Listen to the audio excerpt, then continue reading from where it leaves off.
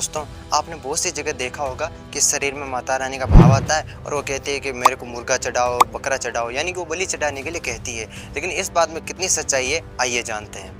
दोस्तों, सबसे पहले मैं आपको बता दूं कि शरीर में माता रानी नहीं आती है, बल्कि माता रानी की जो सेविकाएं होती है, जो 64 योगिनियां होती है, उन 64 योगिनियों में से कोई एक योगिनी शरीर में आती है और वो बलि चढ़ाने के लिए कहती है, क्योंकि वो तामसी प्रवृत्ति की होती है, इसलिए वो इन सब चीज़ों का भक्षण करती है। बाकी जगत जननी जगदम्बा तो इतनी बड़ी शक्ति है कि उनका शरीर में भाव आ ही नहीं सकता है, इसलिए शरीर में माता रानी नहीं आती है, बल्कि वो माता रानी की जो 64 योगिनियाँ होती है, उन 64 योगिनियों में से कोई एक शक्ति शरीर में आती है और वो बकरा मांगती है और मुर्गा मांगती है और इन सब चीज़ों की वो डिमांड करती है। बाकी अगर आप हमारे धर्म ग्रंथों को भी देखेंगे तो हमारे धर्म ग्रंथों में भी कहीं पर भी नहीं लिखा है कि माता को कोई बलि चाहिए होती है या उनको बकरा चाहिए होता है। ऐसा कहीं पर भी नहीं लिखा है। ये कुछ लोग अज्ञानतावश सिर्फ अपने स्वाद के लिए और अज्ञानता और भ्रम के कारण माता रानी को बकरा चढ़ाते हैं और मुर्गे की बलि दे देते हैं, बकरे की बलि दे देते हैं। बाकी जगत जननी जगदम्बा पूरे जगत की माँ है, वो किसी बकरे या मुर्गे की बलि क्यों चाहेगी? वो माँ तो करुणामयी होती है, दयालु होती है, वो किसी की बलि क्यों चाहेगी? तो ये सब जो लोग माता रानी को मुर्गा और बकरा चढ़ाते हैं, ये सब ढोंग है, पाखंड है और कुछ नहीं है।